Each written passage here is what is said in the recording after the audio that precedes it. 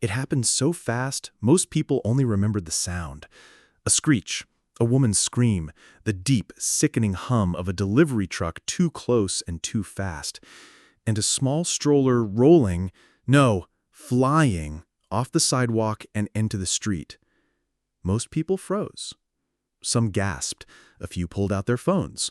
Others stood still, their brains refusing to catch up with their eyes. But Malik ran. He didn't think, he didn't shout, he just moved. A blur of denim and dark skin cutting through the chaos, Malik's boots slammed against the pavement as he sprinted toward the stroller. It felt like everything else, the people, the traffic, the noise, dropped away. There was only the baby, and the truck bearing down like a machine with no mercy. 3 seconds. That's all he had. In the first second, he saw the wheels hit the curb's edge. In the second, the mother screamed again, too far behind. And in the third, Malik dove. His body hit the ground hard as he slid across wet asphalt, arms outstretched. His hands locked around the stroller's handle just in time to yank it backward. The front wheels cleared the road by inches. The truck screamed past. The driver slammed on the brakes too late. The back tires fishtailed with a growl, but the worst was already avoided. Silence followed. For just a breath. Then the baby cried. High-pitched, frightened, alive. Malik looked up from the ground, his breath ragged in his throat. His heart punched against his chest like it wanted out. The woman, the mother, ran forward and fell to her knees beside the stroller. "Oh my God, my baby!" she sobbed, pulling her child close. Malik sat back slowly, scraping his palms on the sidewalk as he caught his breath. He didn't need to. People began to gather, murmuring, eyes wide. One man started clapping. A few others followed. A woman whispered something about, "That was close." A teenager replayed the video he had just recorded. And then, the mood shifted. It started with a glance, then a whisper. Then someone asked, "Wait, what was he doing so close to the stroller in the first place?" Malik heard it. The question loaded with suspicion. He stood up slowly, brushed the dirt from his jeans, and backed away, hands half raised as if to say, "I'm not a threat." He was used to this part. Used to the moment when color entered a story that had nothing to do with race until suddenly it did. He looked at the child one last time. The baby had stopped crying, tiny hands gripping the edge of the blanket. Then Malik turned and walked away. Behind him, the crowd began to split in two. Those who saw a hero, and those who saw a black man too close to someone else's child. And across the street, in the tinted window of a parked police cruiser, someone was already calling it in. It started trending before Malik even made it home. The clip was 37 seconds long, grainy, vertical, tilted slightly to the left, shot by a teenager named Jesse on his way back from grabbing a soda. It didn't start with the stroller. It didn't show the truck. It started just after. In the video, Malik's hands gripped the stroller handle. The baby wailed, the mother rushed in screaming, and Malik stood there panting, then slowly backed away with his palms up. To the camera's lens, devoid of context, stripped of urgency, he looked like a man who had been caught doing something. 37 seconds. No intro, no explanation. The caption read, "This dude just grabbed someone's baby?" It took less than an hour to hit 10,000 views. By lunchtime, it was on 4 different Twitter feeds, 2 Instagram reels, and a neighborhood Facebook group full of people who didn't know Malik, but were suddenly sure they did. The phrases started small. "Something seems off. Why is he just standing there? Why did he run off?" Then it escalated. "Notice how the mom doesn't thank him? He probably tried to take the kid." Not saying he's guilty, but you know how they are. They. That word echoed louder than the sirens that would follow. Meanwhile, Malik sat on the bus, staring out the window with a tired ache in his bones. His shirt was still damp from the sweat and adrenaline. His hands stung from scraping the concrete. He didn't know a video existed yet. Didn't know his name was already floating in comment sections in group chats like a warning, a question, a problem. He just knew the world didn't like it when people like him took up space in stories where they weren't supposed to be, especially as the good guy. 3 blocks away, Zara Bain sat at her desk in a newsroom that smelled like burnt coffee and half-kept deadlines. A digital reporter for an independent news site, she had seen the video reposted on a police watchdog forum. She replayed it 4 times, paused it, zoomed in on the stroller, on Malik's hands, on the position of the truck, barely visible in the background. Something felt off. Not about Malik, about the narrative being written without him. She checked the original uploader, a teenager with a locked profile. She reached out anyway. "Hi, Jesse. I'm a journalist working on a local piece. Any chance you caught more footage before this clip?" He left her on read. For now. That night, the video reached the local news. The segment was short. "A disturbing moment in Midtown today when a man was caught on camera grabbing a child.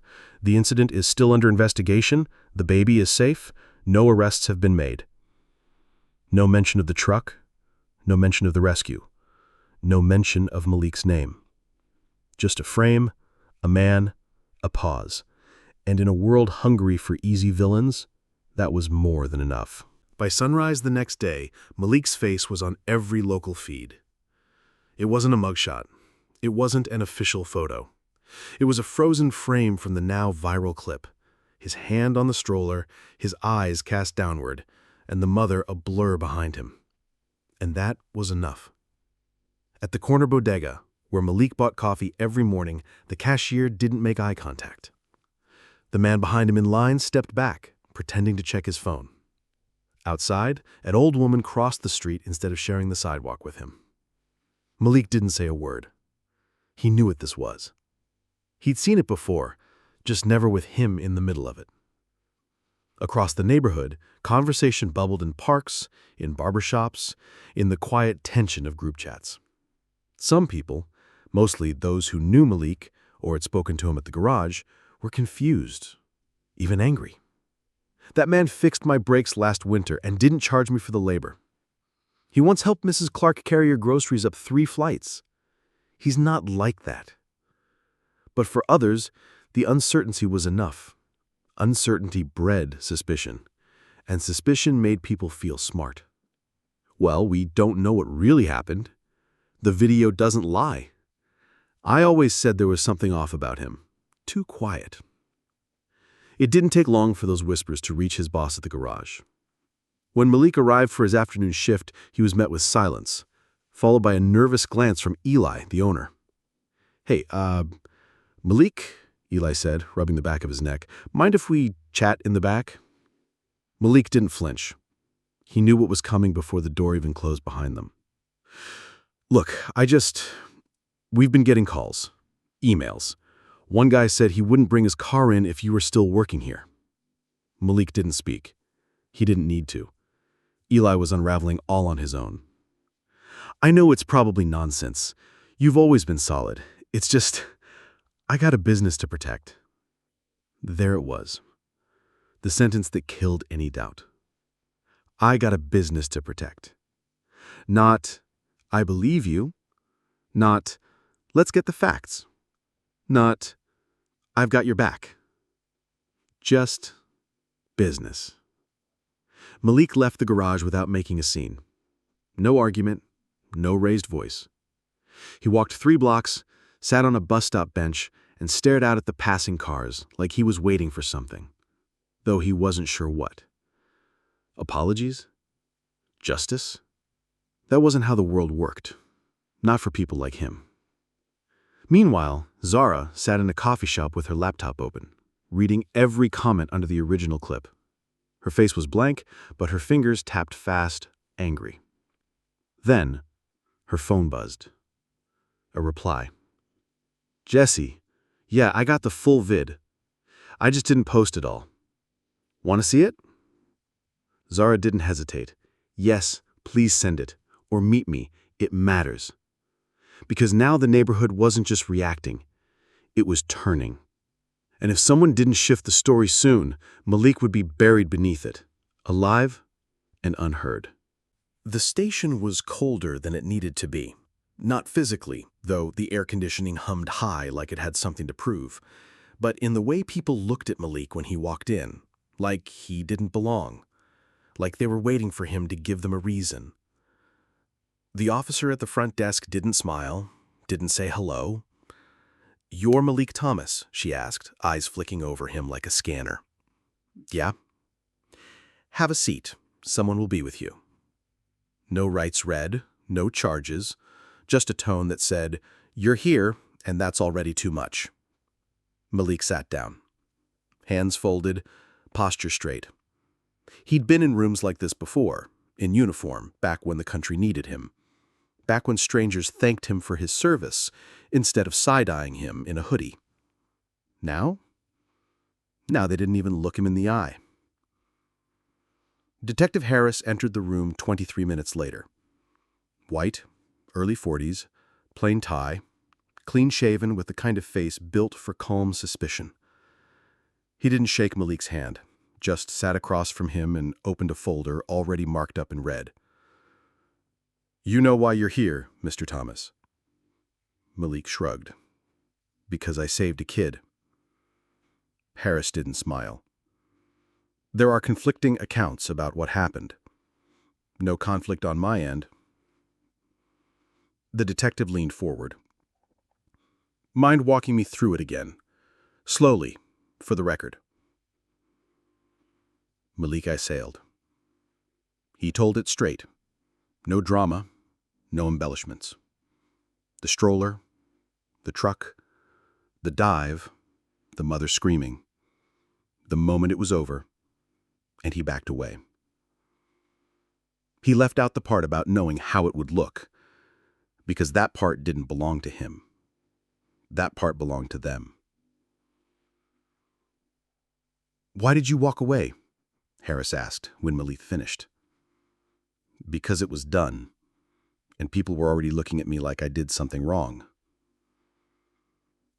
The detective tilted his head, like he was studying an equation that wouldn't solve. "You don't think that looks suspicious? You don't think a black man standing over a white baby with cops on the way is a problem?" The room went silent. Harris didn't have to answer right away. He didn't have to. The pause was loud enough. Outside, Zara was waiting in the lobby, pacing. She hadn't told Malik she'd come, but when Jesse agreed to meet her later that evening with the full recording, something in her gut told her to move faster.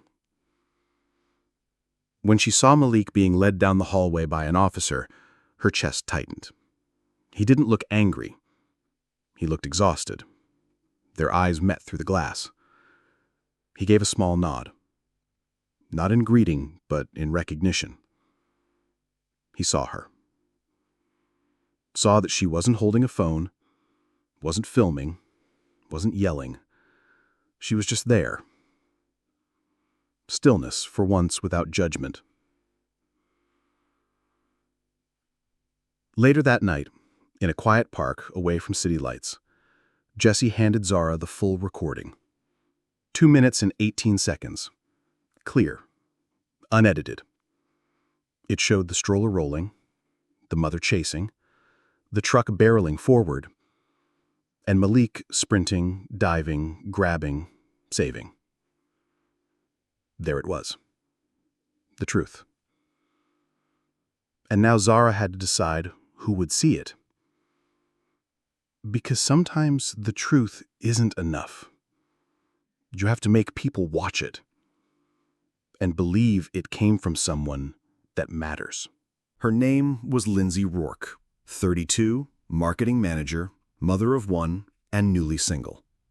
She hadn't meant to become part of a news story, let alone the center of it. When she left her apartment that day, pushing her 8-month-old son in a stroller to the corner cafe, she was thinking about oat milk and emails, not sirens in a stranger's hands saving her child. And yet, here she was, inbox full of media requests, her face blurred in videos gone viral, her voice absent from all of it. Because she hadn't spoken. Not once. Not even to thank him publicly. At first, it was shock. Then, lawyers. Then, fear. The day after the incident, someone from the city's legal office contacted her. They used phrases like ongoing investigation, potential liability, say as little as possible, for your own protection. So she didn't say anything. Not when the headlines twisted the narrative. Not when they painted Malik as suspicious. Not when the neighborhood Facebook group called him unstable or aggressive. Her silence was easier to manage than the chaos of telling the truth. That a black man she didn't know had risked his life to save her child. And she had watched him walk away with no cameras, no applause, no name. On the third day, she received flowers. No card, no sender. Just a small bouquet of white lilies and eucalyptus, hand-tied with twine. She knew, instinctively, they weren't from a friend or coworker. They were from him. And that shook her more than any media request. He didn't leave his name, didn't ask for anything, just left a gesture, quiet, undeserved. Her guilt began to harden because she knew what the truth was, and she'd let a lie spread in her silence. Across town, Zara played the full video over and over. She watched Malik save the child, watched the truck flash by like a monster just missed, watched him back away slowly, head down, like he had done something wrong. She wanted to publish it, to push it out into the world with the headline it deserved. This is what a hero looks like.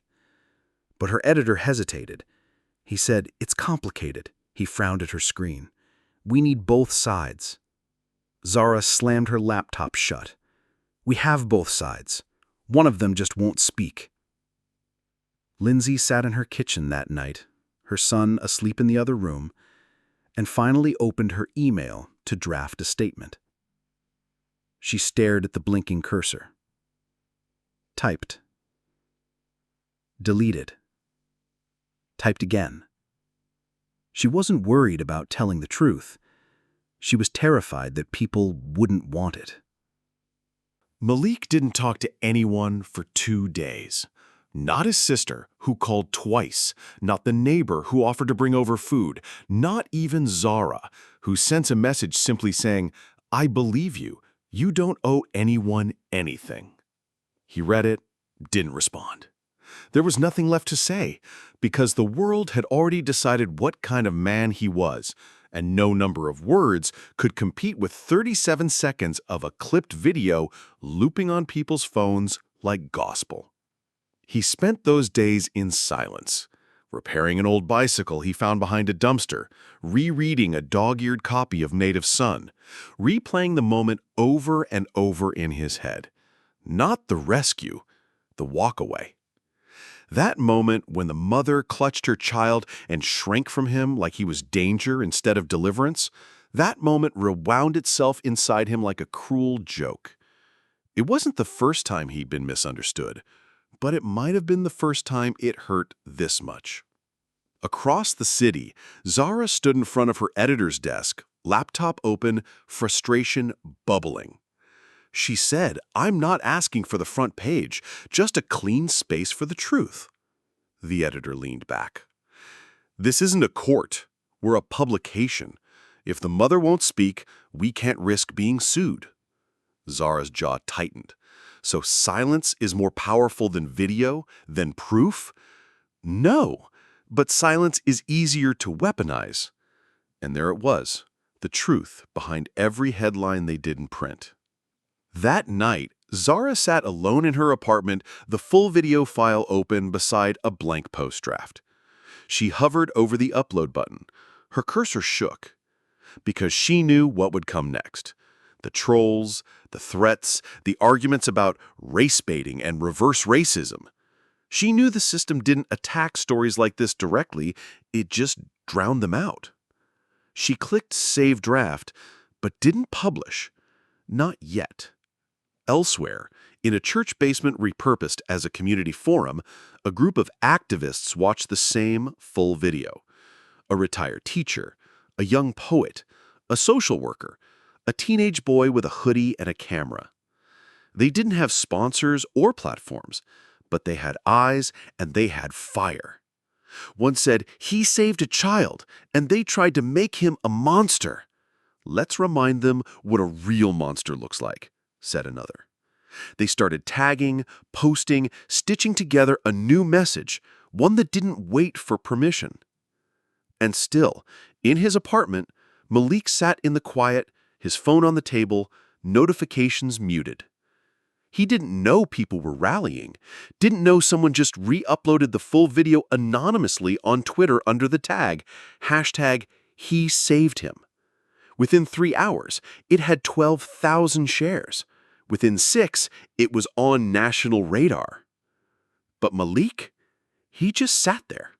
Not because he didn't care, but because when the world twists your silence into guilt, even speaking feels like a risk. They didn't care about the truth. They wanted a story. And if they couldn't shape Malik Thomas into a monster in the present, they would look for one in his past. The first article dropped at 8:03 a.m. Hero or Hustler? What we know about the man behind the viral stroller video. It came from a tabloid blog posing as local news. The headline was followed by an out-of-context photo of Malik at 21, shirtless, smiling in front of a car, the kind of image meant to disarm trust in the reader.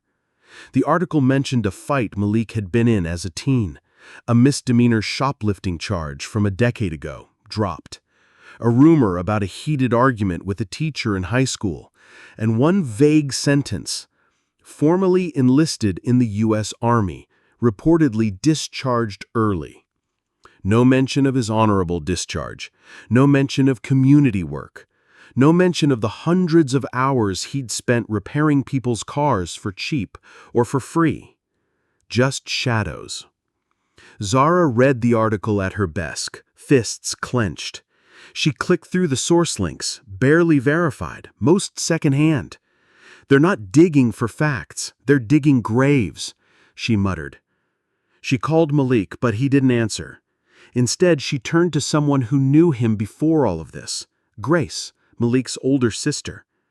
Grace picked up on the second ring, wary at first, then gradually warming when Zara said, "I'm not looking for dirt, I'm looking for balance."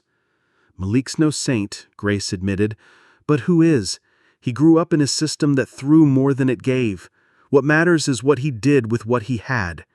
Zara scribbled notes, listened, learned. Grace told her about their mother, how Malik stepped up when cancer took her fast and early, how he worked 3 jobs before enlisting just to keep them fed, how he didn't get into trouble after the army, despite no one hiring him. He didn't get loud, he just got tired, but he still showed up, always. Later that day, Malik walked past a corner store and saw his own face taped to the window, a printed-out screenshot from the video with a handwritten note, "No service for child snatchers." He paused, didn't go inside, didn't tear it down, just walked away.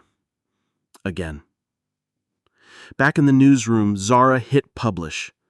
Her headline was simple: "The man they're afraid to show you, the full story of Malik Thomas."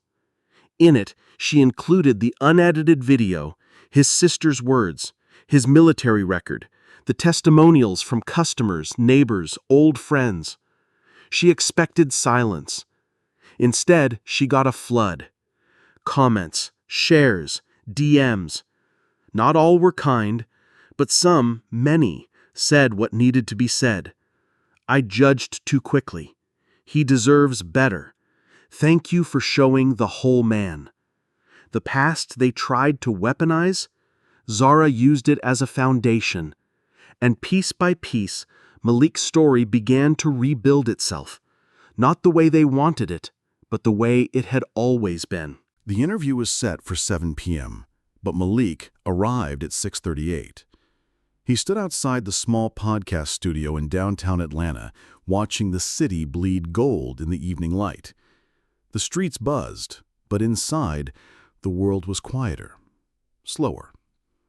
Zara met him at the door. "You don't have to do this," she said. "I know," Malik replied. "That's why I will." She stepped aside. He walked in. No camera crew, no live audience. Just a mic, a recorder, and 2 chairs.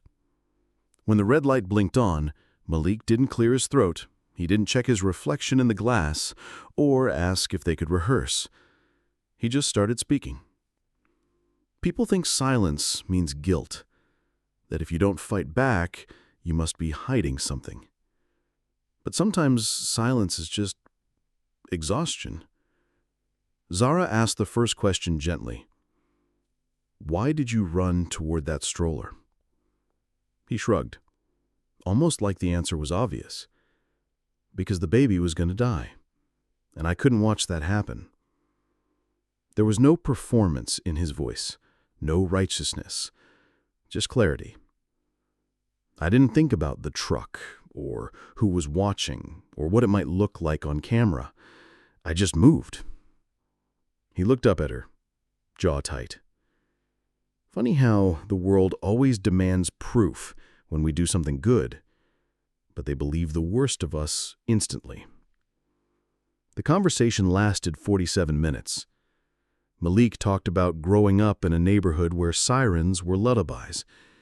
He talked about the first time he got stopped by a cop, 12 years old, walking home with a popsicle. He talked about the military, about coming back and being thanked for his service, then followed around a store 5 minutes later. "You ever save someone's life?" he asked, "and still feel like you're the one on trial?" Zara didn't answer. She didn't have to. She just listened. When the interview went live that night, it didn't go viral at first, but it didn't need to. It resonated. People shared it in group chats, in family threads, in quiet DMs that said, "You need to hear this. He sounds like someone I know." This made me cry. The comments rolled in slowly. "This man speaks with grace. I misjudged him. I'm sorry. Why wasn't this the first thing we saw?" The next morning, Malik woke to a knock on his door. He opened it to find a woman, holding a cup of coffee and a baby on her hip. Lindsay Rourke. She looked different, not in appearance, but in energy, like someone carrying a storm in their chest and finally choosing to walk into it. "I should have spoken sooner," she said. Her voice cracked. "You saved my son, and I stayed quiet while people tore you apart." Malik didn't reply right away. He looked at the baby. The boy stared up at him, curious, unbothered by headlines or skin. Finally, Malik spoke. "You don't owe me anything." Lindsay shook her head. "No, but I owe the truth something." She held out a folded piece of paper, a printed statement. "I sent this to every outlet that ran your name without facts, every one of them." He took it, read the first line. "Malik Thomas saved my child's life. Any story that suggests otherwise is a lie." It didn't fix everything. The damage was already done. But for the first time, Malik's version wasn't whispered. It wasn't secondhand. It wasn't buried. It was spoken. Clear, human, undeniable. And people listened. The internet doesn't apologize, not really. But sometimes it shifts. The morning after Lindsay's statement and Malik's interview were released, the same platforms that once painted him as a threat began to hum with something new: remorse. Not from everyone, but from enough. Hashtags like #HeSavedHim, Hashtag Malik deserves better and hashtag truth over fear trended in cities across the country. TikToks dissected the original video, showing frame by frame what the cropped clip had omitted. A digital artist posted a sketch of Malik catching the stroller mid-air, capeless, bleeding, real. One comment read, "This isn't just about Malik. It's about how fast we throw black men to the wolves, even the ones who save our children." The outrage that once targeted him turned outward. People demanded retractions from the news sites that ran with assumptions. Emails flooded the inboxes of local anchors and editors. "Do better. Correct your headline. You almost ruined a man's life." One small-town affiliate apologized live on air, calling their segment regrettable, a rare move. But the biggest wave came from the community itself. Malik's neighbors, the same ones who once whispered in barbershops and dodged him at bodegas, began organizing. Not a protest, not a fundraiser, a return, a show of dignity. The next Saturday, just before noon, Malik walked down the sidewalk toward the garage where he once worked, expecting nothing. Eli, the owner, stood outside, uncomfortable, awkward, nervous. "Hey, Malik." Malik nodded, not stopping. "I saw the interview, and the real video, and the statement from the mom." Malik waited. "I owe you an apology." Malik folded his arms. "You owe me a job." Eli blinked, then nodded. Yeah, I do." And just like that, the door reopened. Not because someone handed him grace, but because he never stopped deserving it. A few blocks away, Zara was sitting in a panel discussion on media ethics and bias. She wasn't the keynote speaker, but when the moderator asked, "What responsibility do journalists have when public opinion turns someone into a villain overnight?" she answered plainly, "To do our jobs. To wait when waiting means saving someone's life. To tell full stories, not just fast ones." The crowd applauded, some hesitated, but the message was clear. The harm had been done. Now came the harder part, accountability. As for Malik, he didn't go on a national tour, didn't start a foundation, didn't milk the moment. He fixed cars, sat on porches, helped an old man change a tire in the rain. Sometimes people still stared, but not with fear. Now it was with a kind of earned reverence, like they were seeing something they almost lost to their own bias. And Malik? He kept moving. Quiet, steady, unapologetically whole. It began with a message. Just a few words, posted anonymously on a fringe forum. "The real video's fake. The media edited it. Look at the shadows. It's a setup." Then came the thread. Then came the fire. Within hours, conspiracy groups picked up the narrative. They claimed Zara's interview was scripted, that the stroller incident was staged, that Malik was an actor planted to stir division. No proof, no facts. Just digital gasoline and a willingness to burn truth if it meant feeding outrage. The messages started small. A DM here, a comment there. Then came emails. Then came threats. Zara's inbox filled with phrases she refused to read out loud. One message had her home address. Another said, "You'll regret picking that side." She forwarded them to the police. They nodded, took notes, did nothing. Malik's shop phone rang 7 times in one morning. He stopped answering after the third one ended with the words, "You people are always playing victim." At first, he tried to ignore it. Then he changed his number. Then someone painted "liar" on the back door of the garage in red spray paint. It wasn't a message. It was a reminder that even when the truth wins, there will always be people who try to set it on fire. But this time the flames didn't spread alone. Because the neighborhood that once turned its back on Malik, it stood up. His boss, the same one who once asked him to leave, installed security cameras and paid for the paint to be scrubbed off. Mrs. Clark, the elderly woman whose groceries Malik once carried, showed up with a tray of cornbread and 3 folding chairs. "We're not letting them push you out, baby," she said. Even Jesse, the teen who posted the original 37-second video, publicly admitted, "I messed up. I posted before I understood. That's on me." It didn't erase the damage, but it proved something. This fire might have been started by hate, but it was being put out by community. Zara went public with the threats. She wrote a piece titled, "When Telling the Truth Gets You Targeted." She didn't ask for sympathy. She demanded protection not just for herself, but for every person who dared to speak when silence would have been safer. That article was shared more than anything else she had ever written. One night, Malik stood outside the garage watching the streetlights flicker. A little boy rode by on a bike with training wheels and shouted, "You're the guy who saved that baby!" Malik looked up, surprised. "Yeah, I guess I am." They couldn't unmake what had been done, but they couldn't erase it either. Malik's story wasn't just surviving anymore.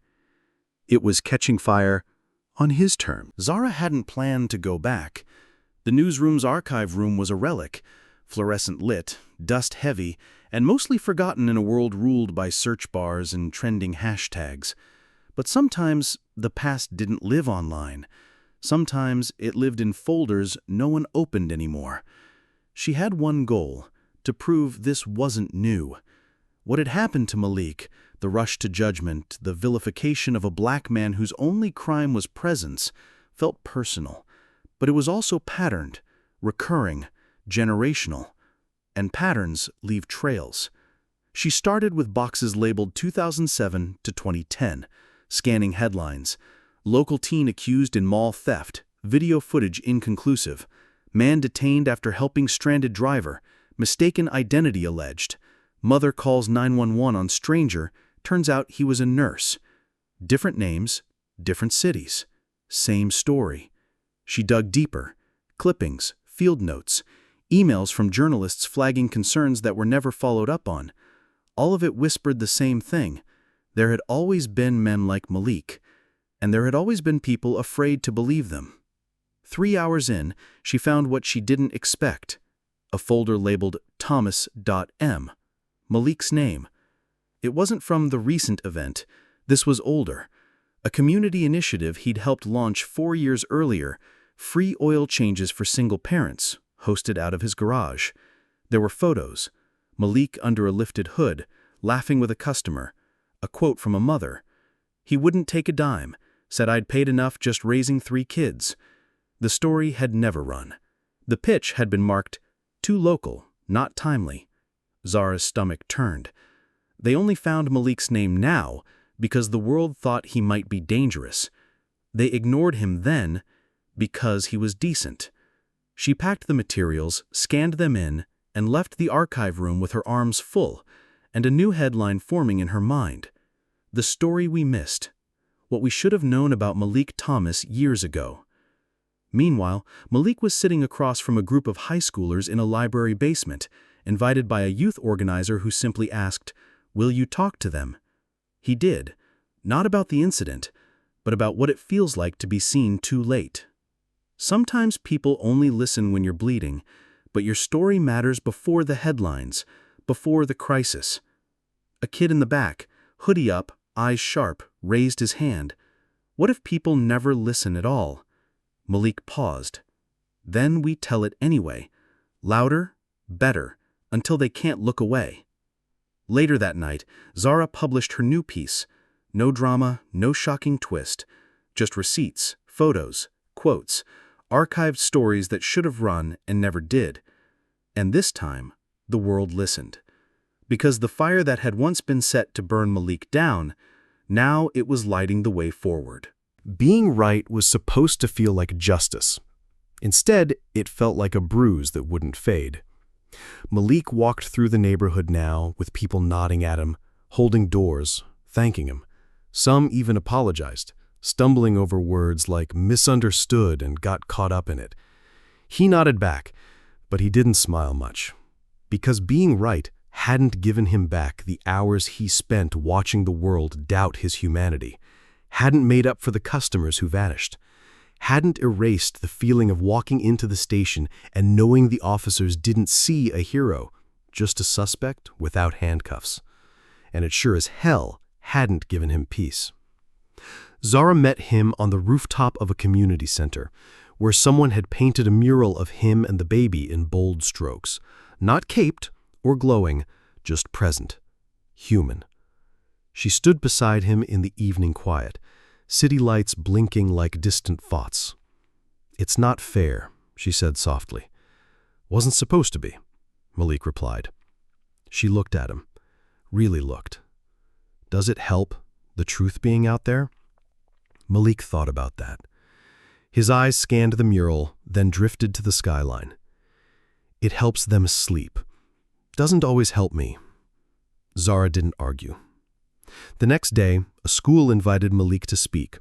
A community college wanted to name a scholarship in his honor. A city council member reached out with a public service award offer.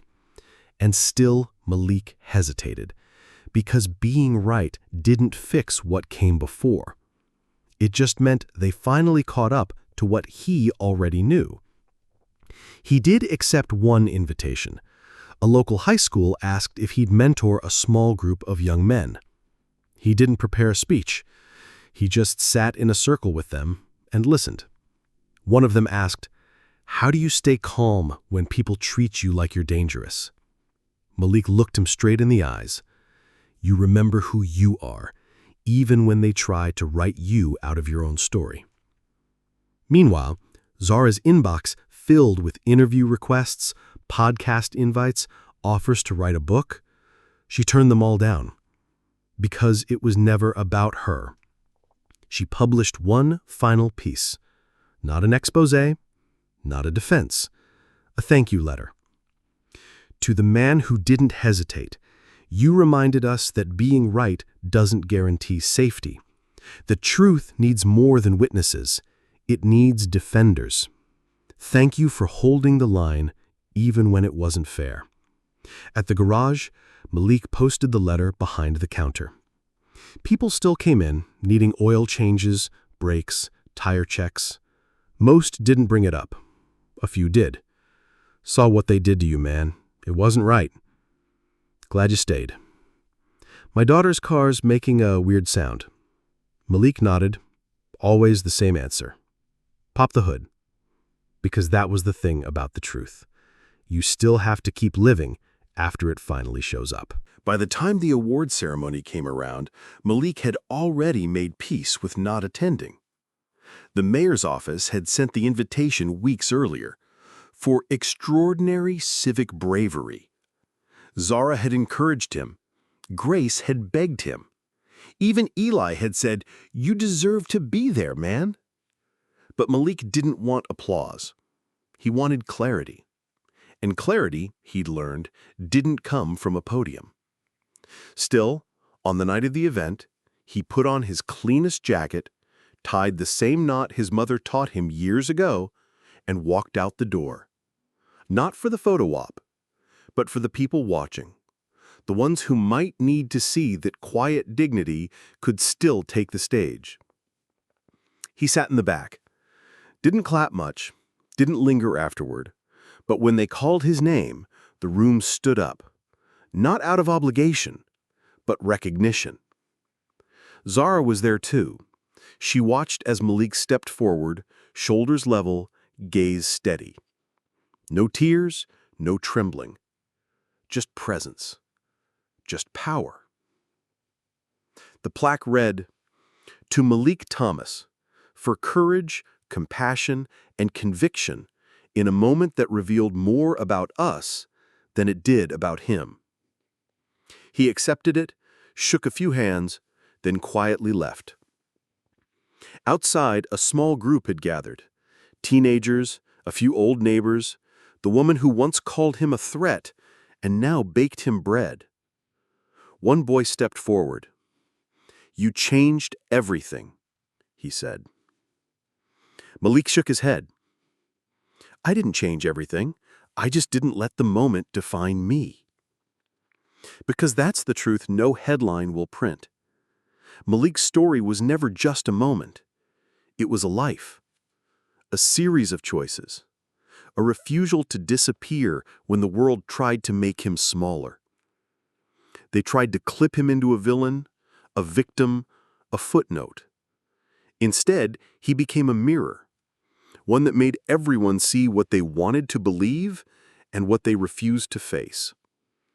Zara's final story on the incident wasn't about the video, or the fallout, or even Malik. It was titled, "This isn't about one man. It's about the world we let ourselves be." Back at the garage, Malik returned to work. He fixed cars, changed tires, sipped bad coffee in the mornings. But he also kept a copy of the plaque under the counter. Not to show off, but to remind himself, they saw me. Eventually. Finally. And sometimes, in the lull of the afternoon, a kid would wander in, curious, wide-eyed, and Malik would let them hold a wrench and say, "You don't have to shout to be heard. But don't let them quiet you either." Because this wasn't just a moment. It was a mark. And Malik Thomas, he made sure it stayed.